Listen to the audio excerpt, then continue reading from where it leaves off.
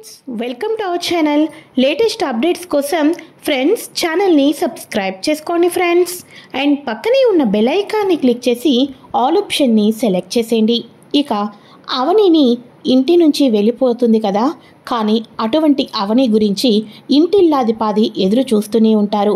ఇక అక్షయ్ అయితే అవనిని ఇంటికి తీసుకొని వచ్చి హక్ చేసుకొని, sorry Avani, I love you so much అని చెప్పేసేసి హక్ చేసుకుంటూ ఉంటే పక్కనే ఉన్న పార్వతి, అమ్మ అవని, నీ పెద్ద మనసుతో ఈ అత్తయ్యని క్షమిస్తావు కదమ్మా, నేను తప్పుగా అపార్థం చేసుకున్నానమ్మా అని చెప్పేసి ప్రాయశ్చిత్త పశ్చాత్తాప పడిపోతూ ఉంటుంది. పార్వతి అయితే మరి ఇంటిల్లాదిపాది అవని యొక్క మంచితనాన్ని ఎలా తెలుసుకున్నారు, మరి మన పల్లవి పరిస్థితి ఏంటి తెలుసుకోవటం కోసం ఫ్రెండ్స్ ఈ వీడియోని ఎక్కడా స్కిప్ చేయకుండా చివరి దాకా చూసేసేయండి. ఇక వెంటనే, ఏవండి, ఈ ఇంట్లో ఉన్న వాళ్ళందరూ నన్ను తప్పుగా అపార్థం చేసుకుంటున్నారు. ఇక భార్యాభర్తలు అంటే కష్ట సుఖాల్లో పాలు పంచుకోవటం అంటారు. మీరు చెప్పండి, మీ భార్య ఇలాంటి తప్పు చేస్తుంది అని మీరు నమ్ముతారా అని అనగానే, అమ్మ అబద్ధం చెప్పదు కదా అని అక్షయ్ అనగానే ఇక అవని గుండె రెండు ముక్కలైపోతుంది.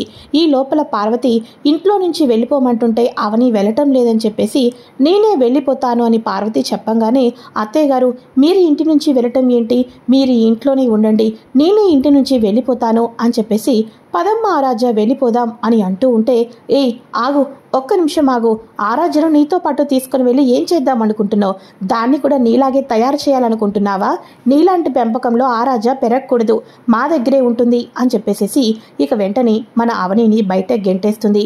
పక్కనే ఉన్న కమల్ కింద పడిపోయిన వదిన వెళ్ళొద్దు వదిన, నా మాట విను వదిన అని చెప్పేసి అంటూ ఉంటే, లేదు కన్నయ్య, నేను ఏ తప్పు చేయలేదని నిరూపించుకున్న తర్వాతే మళ్ళీ తిరిగి ఈ గుమ్మంలో అడుగు పెడతాను అని చెప్పేసేసి అవని అయితే ఒంటరిగా కన్నీళ్లు పెట్టుకుంటూ తీరమెటో తెలియక గమ్యమెటో తెలియక అలానే నడుస్తూ ఉంటుంది. ఇక కమల్ లోపలకైతే వస్తాడు. ఇప్పుడు మీ కడుపు నిండిందా, ఎప్పుడు కూడా వదినను అపార్థం చేసుకోవటం, వదినను ఎలా ఇరికిద్దామా అని ఈ ఇంట్లో కొంతమంది బాగా ప్రయత్నాలు చేస్తూ ఉంటారు. అటువంటి వాళ్ళందరికీ ఈరోజు బాగా కడుపు నిండిపోయి ఉంటుంది అని చెప్పేసి అనుకుంటూ ఉండగా, అవును ఆరాధ్య ఏది, ఆరాధ్య ఎక్కడుంది అని చెప్పేసి కమల్ ఇల్లంతా ఆరాధ్య గురించి వెతుకుతూ ఉంటే ఆరాధ్య తన తల్లి ఫోటోని పట్టుకొని ఒకటే కన్నీళ్ళు పెట్టుకుంటూ ఉంటుంది.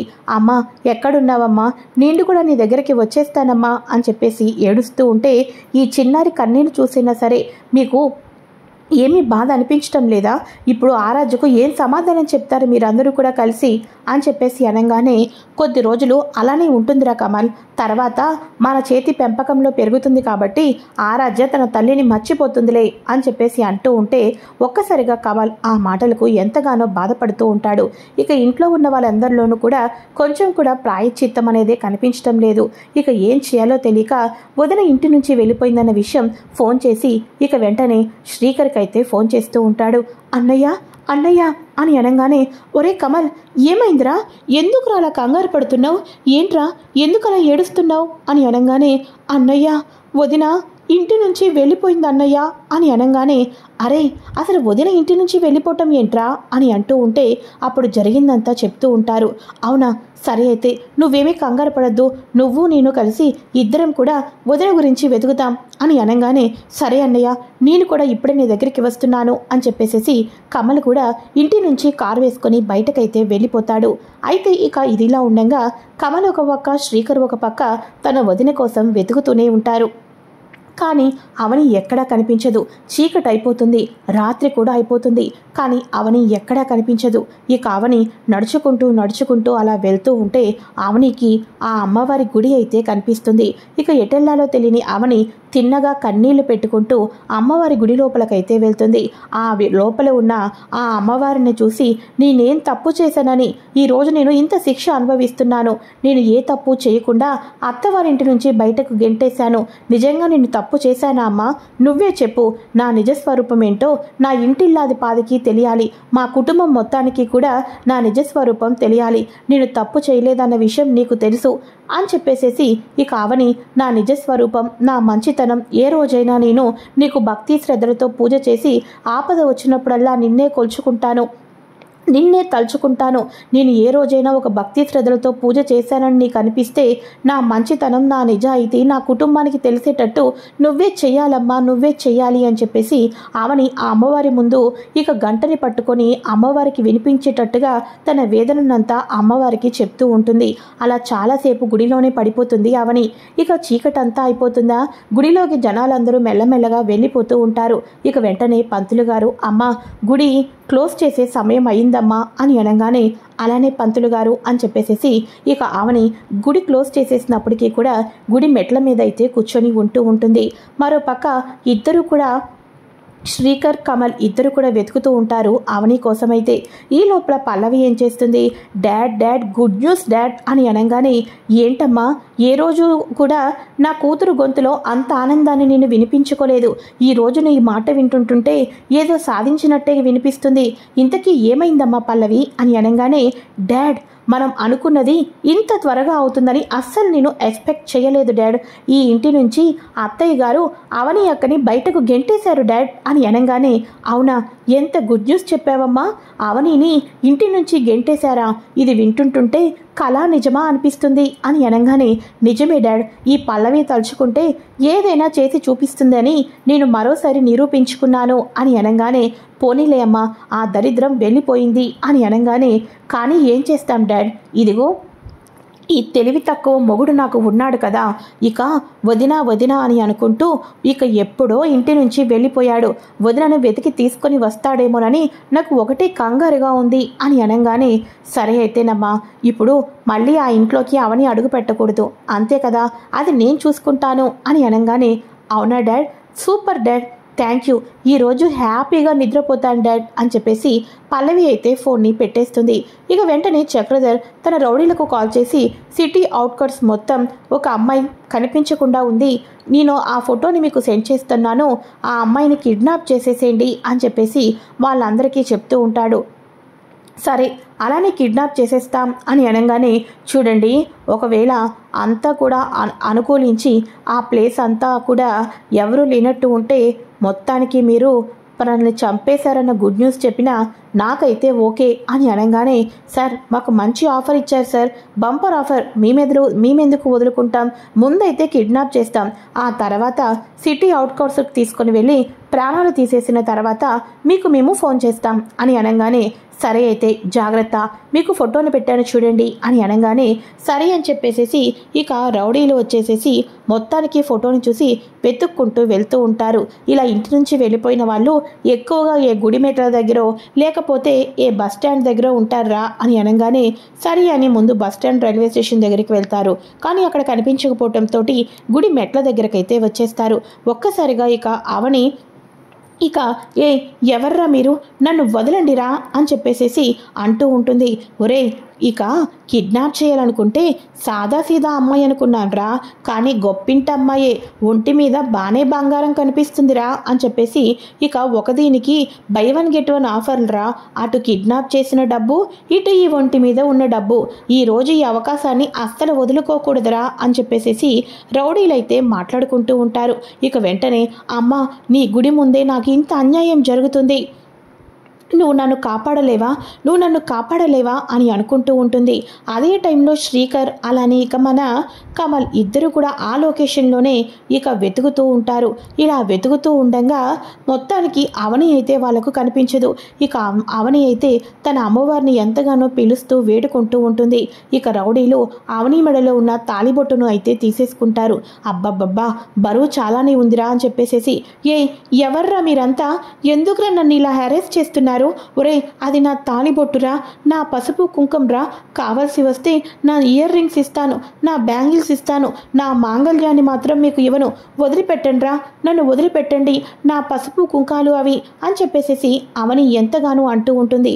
ఇక వెంటనే ఆ మంగళసూత్రాలు గాల్లో తిప్పుతూనే ఉంటారు. ఇక వెంటనే అవనికి ఆ మంగళసూత్రాలు తన మెడలో లేకపోయేసరికి ఎంతగానో బాధ వేస్తూ ఉంటుంది, ఎంతగానో కన్నీళ్లు పెట్టుకుంటూ ఉంటుంది. ఇక వెంటనే ఇక అవనిని కిడ్నాప్ చేసుకొని రౌడీలు లాక్కుంటూ వెళ్ళిపోతూ ఉండగా ఒక్కసారిగా రౌడీలని వెనక నుంచి వచ్చి ఒక్క తన్ను తంటారు. ఇక ఆ మెడలో ఉన్న మంగళసూత్రాన్ని తీసుకొని ఒక్కసారిగా అవని మెడలో వేసేస్తాడు మన అక్షయ్. అయితే ఒక్కసారిగా అక్షయ్ని చూసి అవని ఏవండి మీరా అని చెప్పేసేసి తన భర్తను దగ్గరికి తీసుకుంటుంది. అంతేకాదు ఆ రౌడీలందరినీ కూడా చల్లా చెదురు చేస్తూ ఉంటే ఆఖరికి అక్షయ్ మీద కూడా రౌడీలు తిరగబడుతూ ఉంటారు. అదే సమయంలో శ్రీకర్ కమల్ కూడా వెతుకుతూ ఉంటారు కదా. ఇక శ్రీకర్ కమల్ కూడా ఏరా మా అన్నయ్యనే ఎదిరిస్తారా, మా అన్నయ్యనే కొడతారా, మా అన్నయ్య జోలికి వస్తే మీకు ఎలా ఉంటుందో ఈరోజు నేను చూపిస్తానురా అని చెప్పేసి శ్రీకర్ ఒక పక్క కమల్ ఒక పక్క రౌడీలను చిత్తకొట్టయితే అక్కడి నుంచి తన్ని తరిమేస్తారు. ఇక వెంటనే ఏవండి నేను ఏ తప్పు చెయ్యలేదండి అని చెప్పేసి అనగానే అదంతా సరే ముందు నువ్వు ఇంటికి రా అవని అని అనగానే లేదండి నేను ఆ గుమ్మం తొక్కనివ్వండి, నేను ఏంటో నిజం స్వరూపం నిరూపించుకోవాలి, నేను ఏ తప్పు చేయలేదని నిరూపించుకున్న తర్వాతే నేను ఆ గుమ్మంలోకి తిరిగి అడుగు పెడతాను అని అనగానే సరే అయితే నువ్వు ఏ తప్పు చేయలేదు అవని, అది ఆల్రెడీ ఇంట్లో నిర్ధారణ అయ్యింది, అందుకోసమే నేను వెతుక్కుంటూ వచ్చాను అని అనగానే ఏం మాట్లాడుతున్నావు అన్నయ్య, వదిన తప్పు చేయలేదన్న విషయం నీ ఒక్కడికే తెలిసిందా, ఇంట్లో అమ్మ నాన్న కోమలి అక్కకి అందరికీ తెలిసిందా అని అనగానే ఇంట్లో అందరికీ తెలిసింది, ఇంట్లో ఉన్న వాళ్ళు అందరూ కూడా కలిసి అవనిని ఇంటికి తీసుకొని రా అని చెప్పేసి అంటేనే ఇక నేను వచ్చింది అని అనగానే ఎలా జరిగింది ఇదంతా కూడా అని అనగానే ఇక అప్పుడు మన అక్షయ్ చెప్తూ ఉంటాడు. ఏంటి అంటే మన ఆరాధ్య ఏడుస్తూ ఉంటుంది కదా, తన తల్లి ఫోటోని పట్టుకొని ఆరాధ్యకు పాలు తాగమన్నా కూడా తాక్కోకుండా గార్డెన్లోకి అయితే వెళ్ళిపోతుంది.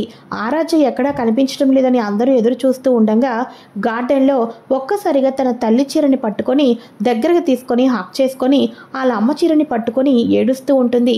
ఇదేంటిది, అవని ఇంటి నుంచి వెళ్ళిపోయినప్పుడు ఒంటి మీద ఉన్న చీర మళ్ళీ ఇప్పుడు ఈ చీరతో పట్టుకొని ఏడుస్తుందేంటి అని చెప్పేసేసి అందరూ షాక్ అయిపోతారు.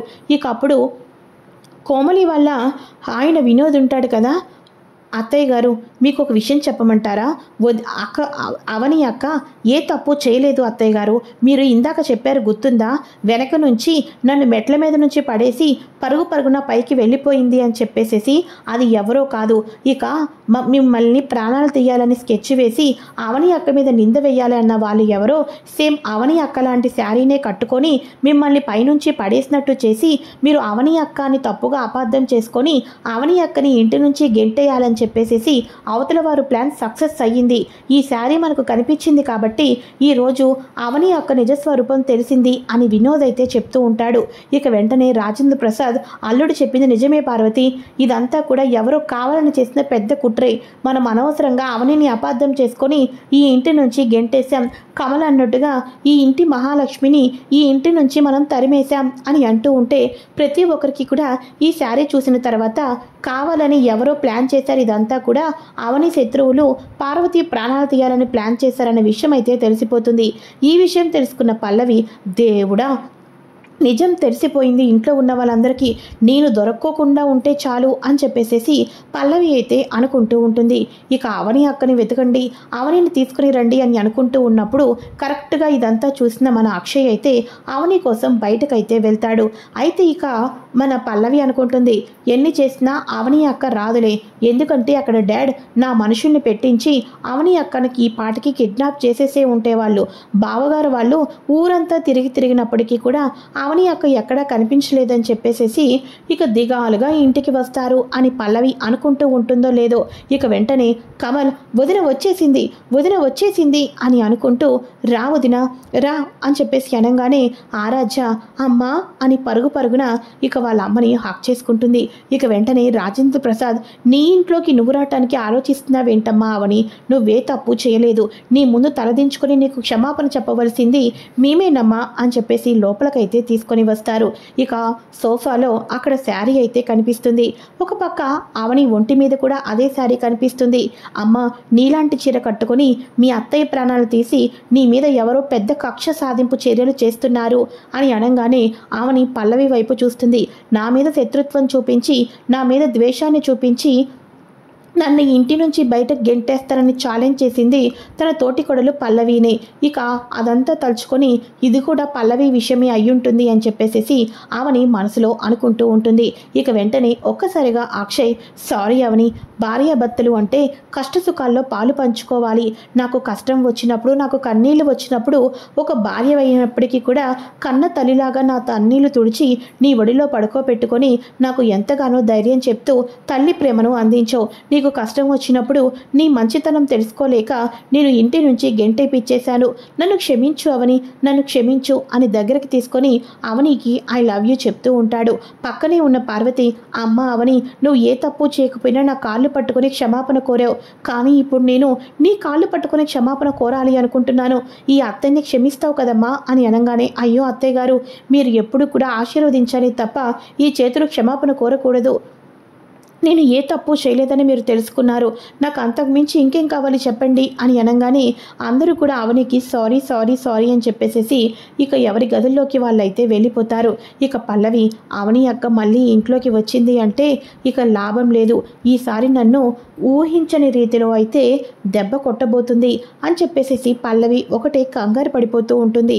ఇక ఎపిసోడ్ అయితే ముగుస్తుంది. ఆ నెక్స్ట్ డే మార్నింగు లాయర్ గారు ఉంటారు కదా, ఆ లాయర్ గారు ఇంటికైతే వస్తారు. ఏంటి అంటే తన 40 సంవత్సరాల కెరీర్లో ఏ రోజు కూడా తప్పు చేయలేదని, ఈ న్యాయాన్ని ధర్మాన్ని గెలిపించని తప్ప అన్యాయానికి అధర్మానికి పాలు పడలేదు కాబట్టి అవని ఇచ్చిన వార్నింగ్ తోటి లంచం తీసుకున్న తర్వాత తన ఇంట్లో తన పిల్లకు యాక్సిడెంట్ అవటంతో ఎప్పటికీ లంచం తీసుకోకూడదు, నేను 40 సంవత్సరాల్లో న్యాయంని కాపాడానే తప్ప ఎప్పుడు కూడా న్యాయాన్ని ఓడించలేదు అని ఇక పల్లవి వాళ్ళ నాన్న డబ్బులు ఇచ్చేస్తాడు కదా పల్లవికి, ఆ డబ్బు తీసుకొని పల్లవికి ఇద్దామని లాయర్ గారు అయితే వస్తారు.